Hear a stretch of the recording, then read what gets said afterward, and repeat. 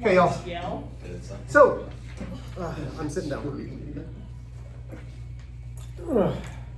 So I found out last Thursday, so I've been having, and I'm already talking about it. So I've been having a lot of pain up through my back and into my head, and I was getting a little worried. So I've been seeing a couple specialists. They ran tests, and they're like, listen, it's nothing with your back, nothing with your neck. I'm like, that's great, because I was getting worried. Like I was having blinding headaches by the end of the day. And like I was having trouble walking up the stairs to my kids, and I'm like, what is going on?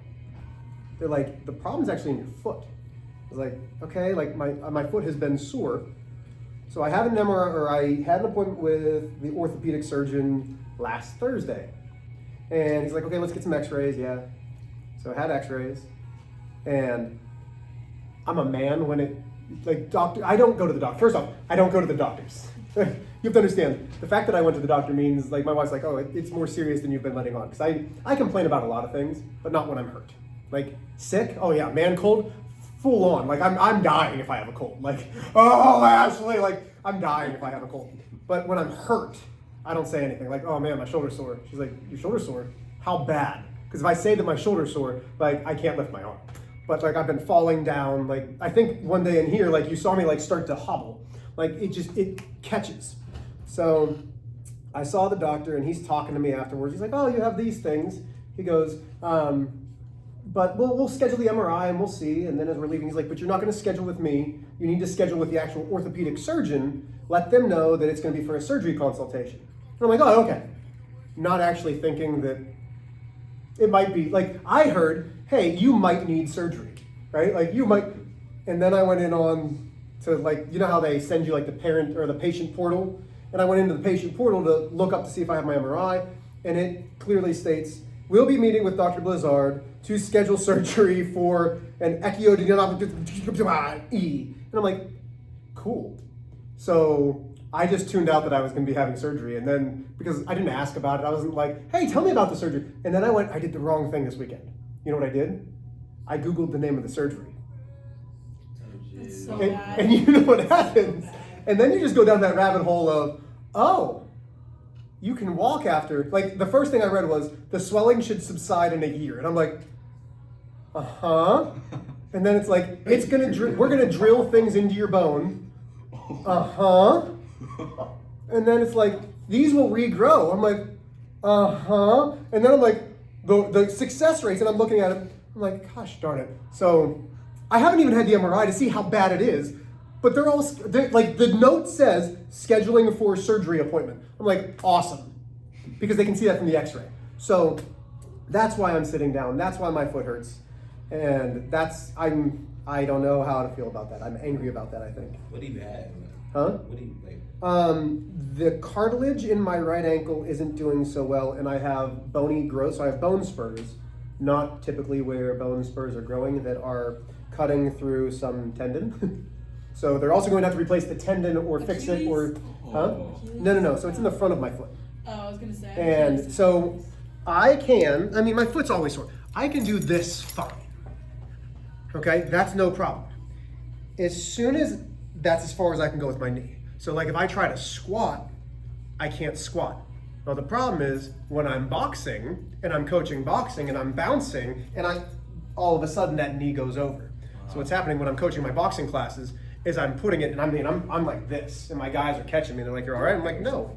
So things that I love doing, like coaching boxing, like squatting and weightlifting, I've had to really adapt, and I'm fine to adapt it, but I tried to carry my kids up the stairs a couple weeks ago, and I fell onto my knees because I couldn't take the pressure up the stairs. Didn't drop them, like they were up on my shoulders, but it's affecting the quality of life. Like if it just affected me, that'd be fine, but it's affecting how I can play with my kids, and I refuse to do that. I want to be able to play with my kids. So that's why I'm sitting down. Okay, number one is a parallelogram because the opposite sides are parallel. Both pairs of opposite sides are parallel. Number two is a trapezoid. Exactly one pair of opposite sides are parallel. Number three is a rectangle, not a square, because opposite sides are congruent, but the angles are all right angles. Number four is a kite, because the congruent consecutive sides. Number 5 is just a quadrilateral. There's no markings on it. You have no idea what that is. It's a quadrilateral, 4-sided figure. I was scared like quadrilateral. Number 6 is a rhombus. All the sides are the same. Number 7 is a rectangle. Number 8 is a rhombus. Number 9 is a parallelogram. I wouldn't expect you to know number 9 because we haven't talked about that yet. But number 9 is a You got it? Yeah. Nice. Number 10 is a kite. 11 is just a quadrilateral. Number 12 is an isosceles trapezoid because the same congruent sides, but again, not something I What necessarily was 11 again? Quadrilateral, because there's nothing else that we know. Okay, number 13. What's 12? No, that's fine. Is an isosceles trapezoid. If you just put trapezoid, that'd be fine, but we're going to be more specific as we continue to learn it. Okay. Number 13. State all possible names. Names, not name. Square, rectangle, rhombus, parallelogram, quadrilateral. It's all of those. 14 is a parallelogram and a quadrilateral. 15 is a quadrilateral, parallelogram, and a rhombus. Number 16 is a trapezoid and a quadrilateral. 17 is a quadrilateral and a kite. And number 18 is a rectangle, a parallelogram, and a quadrilateral. Questions? Go ahead and get out your homework. It was page 252 and 253. We did numbers, and I don't remember. I'm going to look up here. Hold on. That's not geometry. Wrong class. 1 through 13, maybe? I don't. hold on. 18. 1 through 18. Yeah, I didn't understand. So just 1 through 18. Okay. You understand what? You can just we can use teach still, or we have. I don't know. That's again. That's you guys are the first ones to hear about it. So you. I didn't finish either. Okay. So you guys are all over it, right? Yeah. Okay. Do the squat. Uh, Do over. It says that I will be able to put weight on it after, I think, 2 weeks. But I'm hoping that as long as I'm in a boot, maybe I can get like a stool or something. Like I'm. Here's what I know versus what most people who are going through this surgery. 1, I am younger than most, so that's problem number 1. Or not problem, but that's advantage number 1. But advantage number 2, and I know that I don't look it. I'm much more fit and in shape than most people who are going to be going through this surgery. So it's not like I'm weak, I can't walk already. Like I'm not. It's like worst case scenario. What's worst case scenario? Yeah. Like it's your foot. What's worst case scenario? That I am not able to put weight on it for 2 to 3 months, depending on how many holes they have to drill. Oh. Lovely. And depending on how bad the ligament / tendon or whatever that is. They have to drill holes. So to fix the cartilage, what they do is they alleviate something by drilling into it, and then it's supposed to regrow or expand or something. I don't know. Again, I went down the rabbit hole. I don't even know if it's the right thing. So yeah. Okay, here we go. Number 1. Opposite sides, segment PQ and segment RS, and segment PS and segment QR. Opposite angles, angle H and angle J, angle I and angle K. Number 3, 2 consecutive angles in quadrilateral, HIJK. So consecutive angle H, angle K, angle K, angle J, angle J, angle I, angle H. Consecutive sides in PQRS, segment PS, segment SR. Segment SR, segment QP, or QR, segment QR, segment PQ, things like that. Then, the bases and legs in quadrilateral. So the bases are the parallel lines. So KJ and HI are the bases. So in a trapezoid, where the parallel sides are your bases. The legs are the non-parallel sides, JI and KH. Questions on 1, 2, 3, 4, or 5? Number 6 is letter B, that is a parallelogram. 7 could be B, C, D, and E. E is the most specific, it's a square, it looks like a square. Number 8 is a kite, A. Number 9 is B or D, but D is the closest rhombus, has all the same sides. 10 is F. 11, none, it's just a quadrilateral. 12 is B or C, C being the rectangle. 13, F, it is a trapezoid. Questions there? Okay. Find the sum of the measures. This was our n minus 2 times 180. So a heptagon. How many sides is a heptagon? 7. So 7 minus 2 is 5 times 180 is 900. A decagon is 10. 10 minus 2 times 180 is 1440 degrees, 1440. Number 16, interior angle of a regular. Regular means that all of the sides and all of the angles are the same. So for a pentagon, I do 5 minus 2 times 180. Then I divide that by 5 because there's 5 congruent angles, which gives me 108 degrees. Because it wants one interior angle. Wait, so you do n minus 2 Times 180, that gives me the total. then divided by how many? Sides it has, exactly. Yes, sir, very good. So the dodecagon, 12 minus 2 times 180, so that's 1800. Then I divide it by 12, because there's 12 different angles that are all the same, which gives me 150. Number 18, letter A is 360 degrees, letter B is 135 degrees.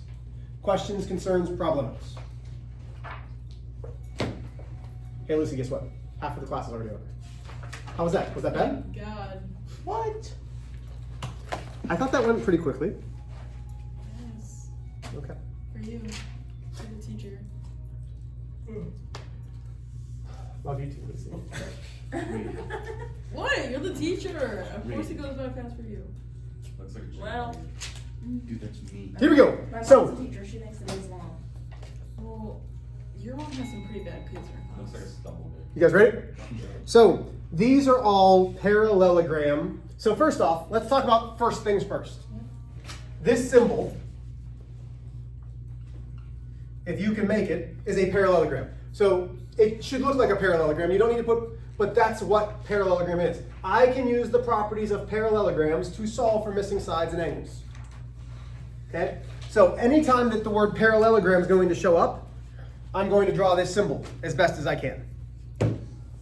Okay, here we go.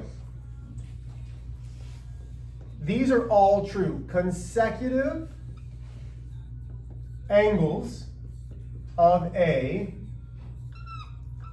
parallelogram are supplementary. Who remembers what supplementary means? It equals. It equals 180. 180. So these two angles equal 180 degrees. And I'm going to do one more before I show you an example.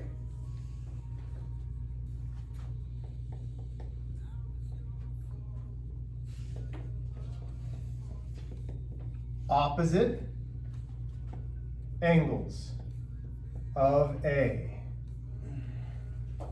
parallelogram are congruent.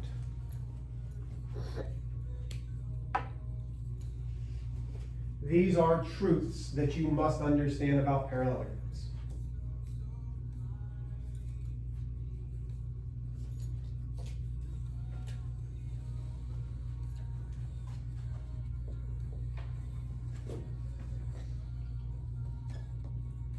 So this is parallelogram A, B, C, D.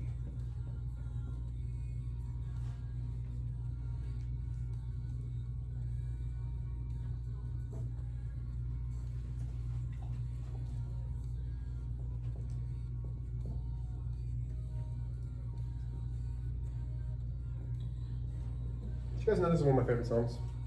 Yeah, me too. I like that stuff. I think it's like revolutionary by exactly. I don't know what that song is. It's a good one. So I like like songs that have like a good beat and like Yeah. Something about Okay. I'm going to give you a minute to copy it down, and then we're going to solve this all together, based off of the two things that are given to me.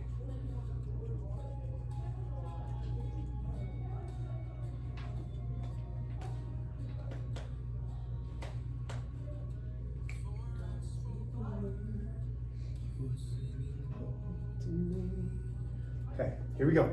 The two things we know. If it's a parallelogram, which it is, parallelogram ABCD, then the consecutive angles, so you need to know what consecutive means, are supplementary, and the opposite angles are congruent. So the ones that are easier is the opposite. What's opposite of angle A?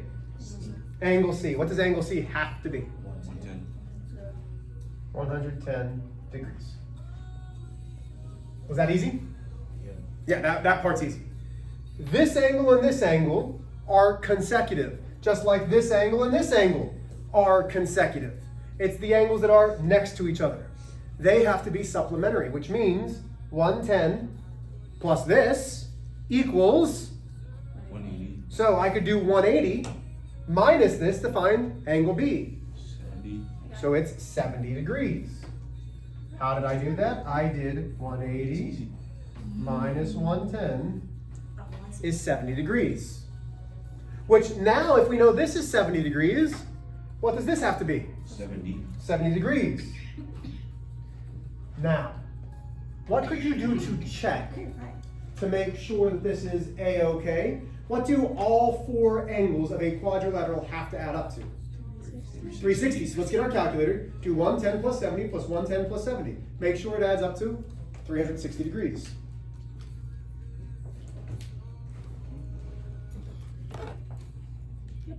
Yeah, it does. Okay. We good? If a parallelogram has one right angle, then it has four right angles and is a rectangle. If a parallel.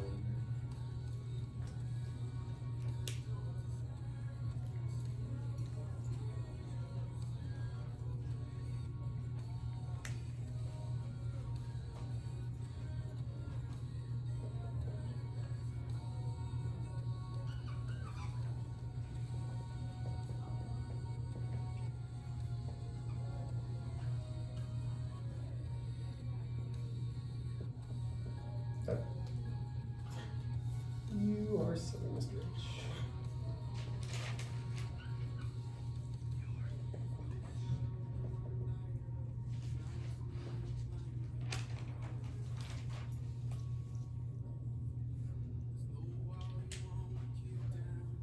This is why geometry gets a little bit trickier, because you need to remember everything.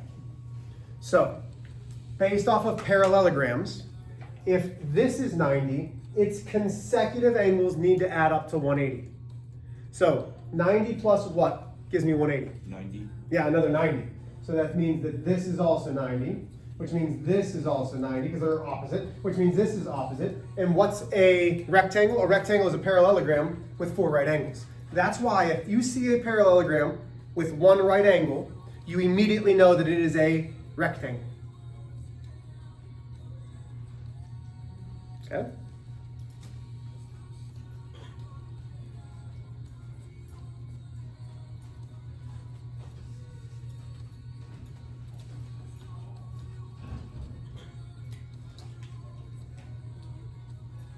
Okay, here we go.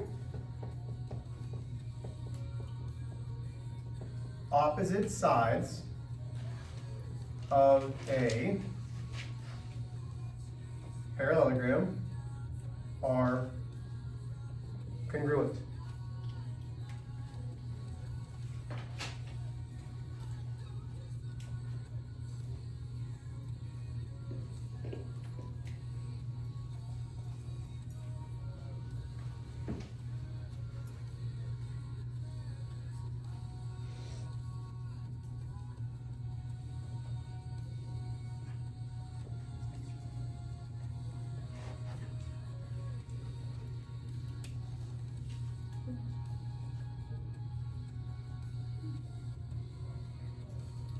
Is this a parallelogram? Is it? Yeah. Opposite sides are congruent. That's all you need to know. If the opposite sides of a quadrilateral are congruent, therefore it is a parallelogram. Immediately you know that. Okay? Just like if opposite angles are congruent, we know that it's going to be, okay? So, on your flow chart, actually let's do one more. May I erase this one? Yeah. Does everybody have this? This is the least, I don't want to call it the least important, but this is the least specific to parallelograms. Last but not least, what does the word bisect mean? Cut in half. The diagonals of a parallelogram bisect each other.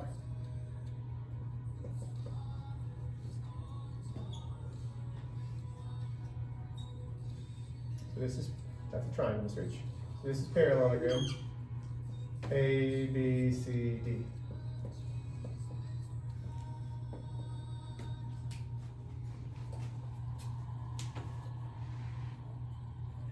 AC is a diagonal.